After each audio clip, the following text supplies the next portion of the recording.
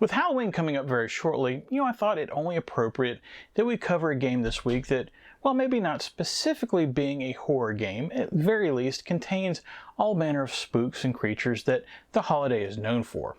And while the libraries of the consoles that we cover here on the channel tend to not be very creepy, there are definitely a few titles that stand out that fit the bill, one of which specifically I've been waiting for the right time to cover now for literally years. But first, picture this. You're Sega, and it's 1989.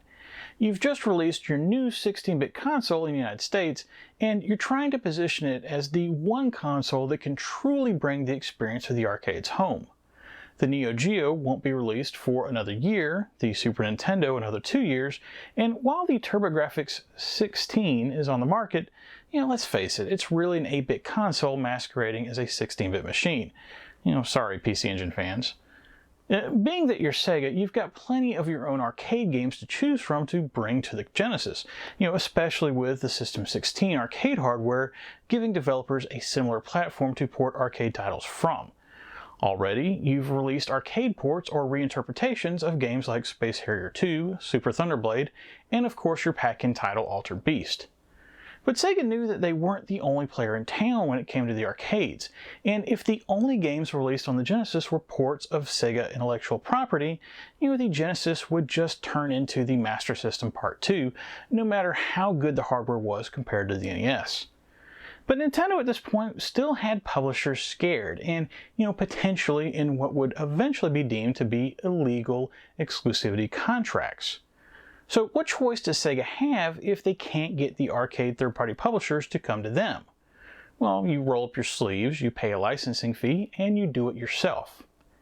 However, I should probably pause for a second because, I'm sure that there's some of you out there that don't know me, and, you're now confused because, how could the TurboGrafx 16 not be a 16-bit console?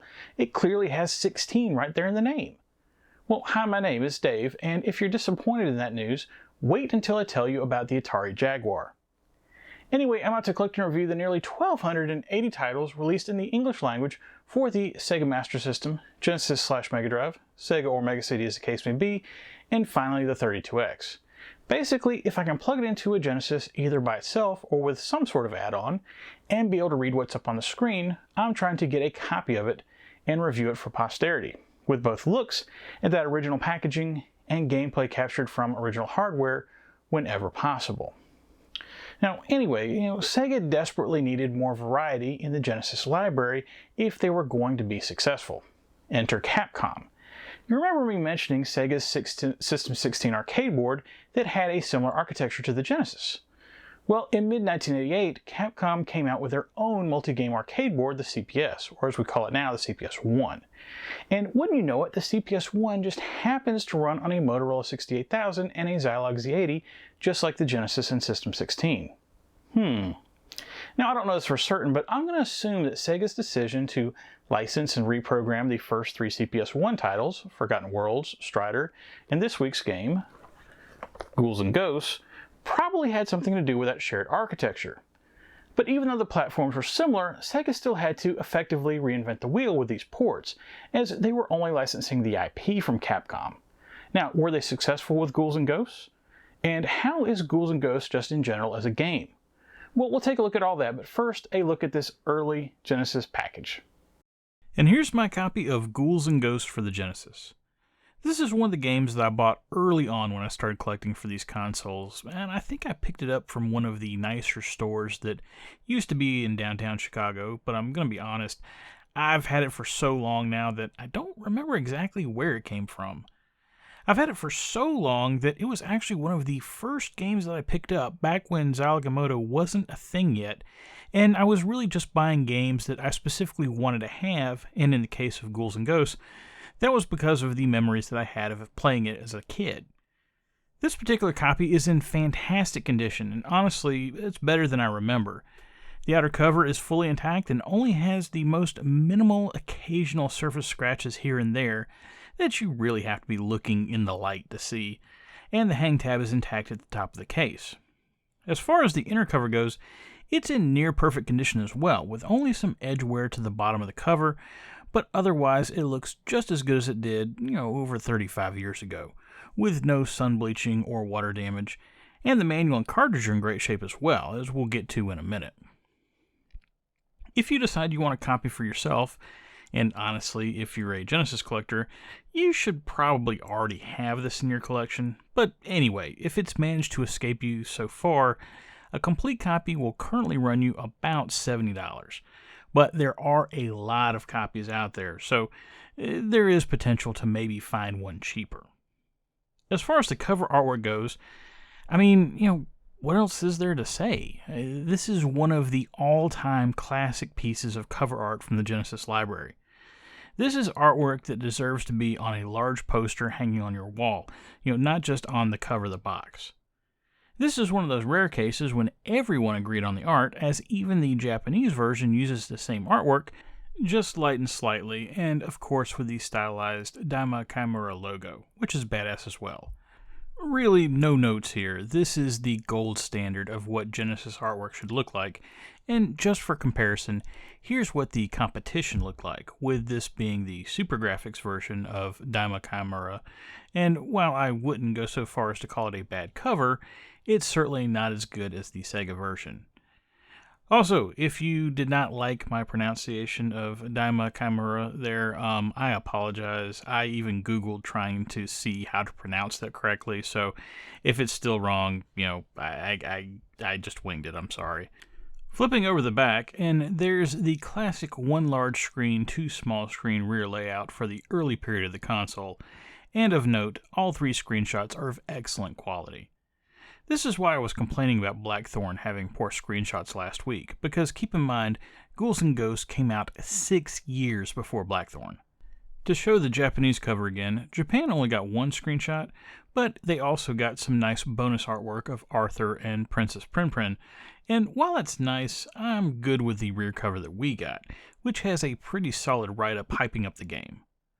One last thing about the rear cover, notice that at the bottom it states copyright Capcom, but also that it's been reprogrammed by Sega, so this is clearly Sega's version of the game.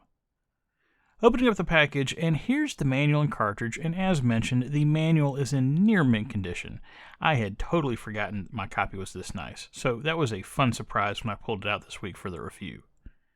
The manual starts out with the traditional background of the game, but there's also some bonus artwork, which is nice. And they didn't stop there, with actually tons of screenshots to explain the various parts of the game, and probably my favorite thing about these early manuals, a fully illustrated enemy glossary, but not illustrated with screenshots, but actual concept artwork. It's just a great thing to see. Okay, that's the package. Let's see if Arthur can make his way through some of these ghouls and or ghosts. But no goblins, that was the previous game. If you don't get that last joke, you might not be aware that Ghouls N Ghosts isn't the first game in the series. Before there was Ghouls N Ghosts, there was Ghosts and Goblins, which Capcom debuted in arcades in late 1985. It was then ported to home computers, and notably the NES, which, along with Commando in 1942, allowed Capcom to begin a run of dominance on the console and become a household name in the United States. I remember specifically going to a friend's house in late 1990, and they had rented Street Fighter 2010, just based on the fact that it was a Capcom release, and, thinking that every game they released for the Nintendo was going to be good. Well, at least until we rented Street Fighter 2010 anyway. This success that Capcom had partnered with Nintendo was part of the reason why Sega was on their own to develop Ghouls N Ghosts. Of course, this being 1989, Nintendo still had third-party developers under their thumb, but in the case of Capcom, why would they want to bite the hand that feeds and jeopardize their relationship with the Big N on games for an, as yet unproven console? Thankfully, Sega knew a thing or two about porting games from the arcades to home consoles, and Sega licensing Ghouls N Ghosts to be ported to the Genesis is a bit different than Elite licensing Ghosts and Goblins and releasing it on the Spectrum with fart sound effects. And that last bit isn't a joke. Go look up a video of Ghosts and Goblins on the Spectrum if you don't believe me. The job of porting the game went to Sega's famous R&D2 division, a name that you're more than likely familiar with if you're a fan of the Master System or Genesis. And if you're not, well, this will probably help. Of the games featured in 305 episodes of Zilog and Moto so far, Sega R&D2 developed 31 of them. That's right, R&D 2 was so prolific, or probably more accurately, overworked, that in 7 years of me doing this channel, Sega R&D 2 related games have essentially showed up every 10 episodes, without me going out of my way to feature them.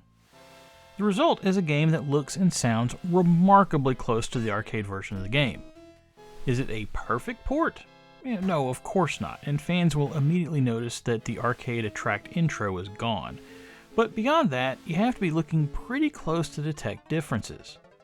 The removal of the intro was most likely due to R&D 2 simply not having room for it, because according to Yuji Naka, yes, Sonic the Hedgehog's dad and insider trading Yuji Naka, when working on the port, they simply couldn't fit it into a standard 4 megabit cartridge, so they had to get approval for an extra megabit to be added just to get the thing out the door as is.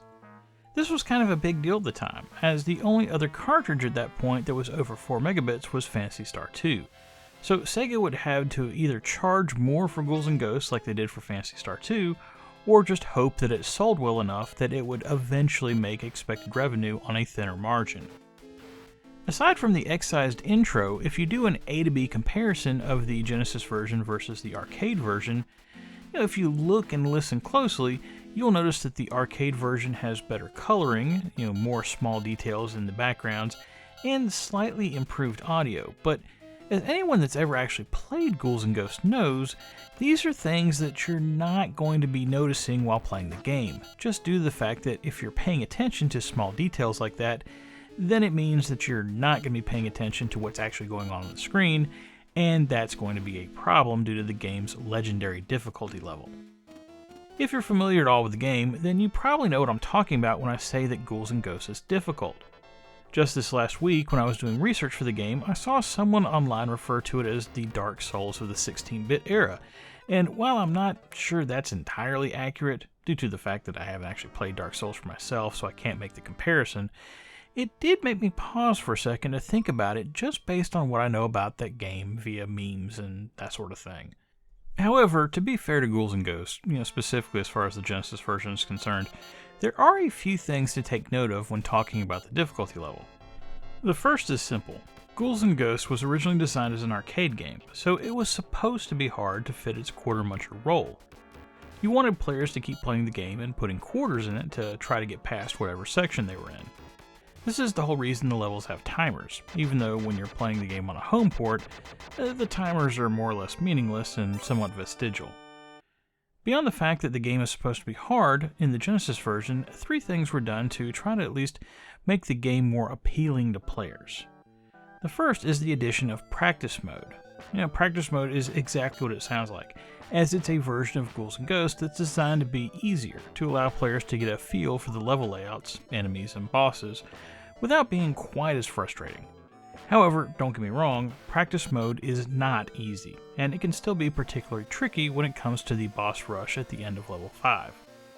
I'd definitely recommend players start out in practice mode, but I also wouldn't suggest players spend too long in that mode, just simply due to the fact that practice mode is really only half the game, and the way that certain obstacles are removed in those levels, you're really not going to do yourself a service to practice without them. The other 2 things go somewhat hand in hand, as they involve checkpoints and continues.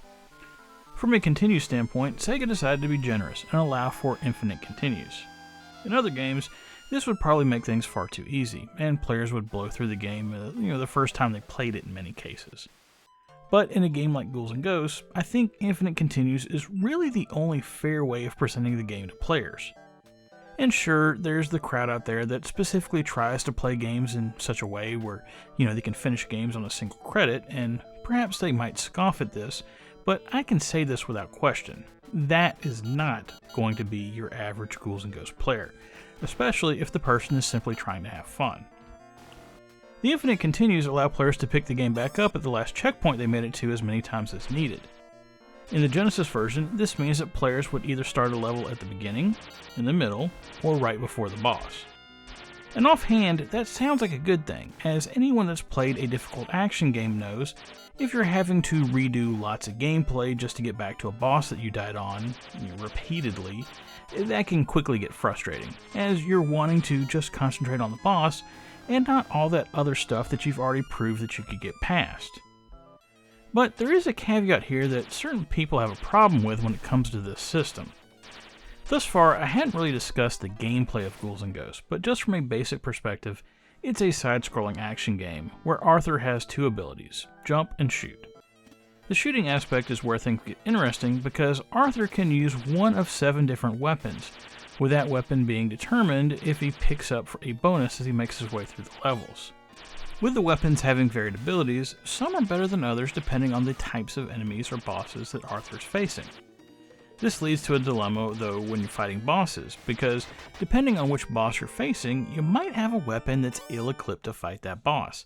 And since the continue system not only keeps your weapon, but also drops you right before that boss, you won't have a chance to get a different weapon, meaning that your only alternative might be to start over entirely.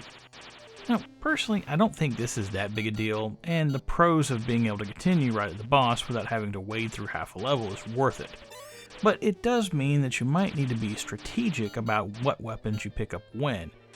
And honestly, that's pretty common with most run-and-gun titles. Well, now that we've covered the difficulty, there's probably one other obvious thing that has to be talked about when it comes to Ghouls N Ghosts, and that's a somewhat infamous design decision that also harkens back to its arcade quarter muncher roots. Without spoiling too much here, essentially you have to beat the game twice to actually beat the game. Just on its face, this seems like an odd decision. Just think about if you were playing Final Fight, and you get to that final part of the high-rise in the last level, and you're just about to confront Belger to get your daughter back, and all of a sudden you have to go all the way back to the beginning of the game for some unknown reason. That would probably be a bit annoying, wouldn't it? The way Ghouls N Ghosts presents it, there is a storyline reason for why you have to do it, but honestly, even with that explanation, it's still a bit lame, and clearly it's just a way to artificially increase the length of the game, i.e. a way to get players to put more quarters in it. This, like the level timers, really doesn't make that much sense when it comes to playing the game on home consoles, and I think it's just one of those decisions that the designers had to make when porting arcade games. The whole, just how accurate are we going to make this port quandary. Ultimately, I'm fine with the decision to leave the game as is because unless something is completely broken, I do want it to remain authentic to the source material. But, honestly, had they changed it, or better yet, provided 2 different game modes, one authentic and one modified, I wouldn't have complained too much. Just to fully wrap up the control section, I kind of touched on how the game works, but I haven't really mentioned why the game is so difficult. Well, it's due to the fact that Arthur can only take 1 hit. He starts out each level in his standard silver armor, and if he takes a hit, his armor will fall apart while he continues to try to take on all manner of ghouls in his boxers. This 1-hit system is where the difficulty comes from, and trust me, I appreciate the fact that they gave players at least 1 hit, to differentiate from things like Metal Slug. But the thing about Ghouls N Ghosts is, you're going to be taking hits. There's just so much going on all the time that it's really unavoidable. Arthur can essentially never rest, which is part of why the level clock doesn't really make sense here, and if he does, all you're really going to be doing is giving things more of a chance to try to hit you. I think the thing that makes this frustrating is, you can also obtain an improved gold armor, complete with flapping red cape that my uncle was obsessed about when he first introduced me to the game, but you can only get the gold armor if you have the silver armor already, and all it really does is allow you to look cool and have a magic attack based on your weapon. It doesn't give you an extra layer of protection. Or if you manage to open a chest with the gold armor in it, but before you grab it you lose your silver armor, you still only get the silver armor when you grab it, so no magic cape for you.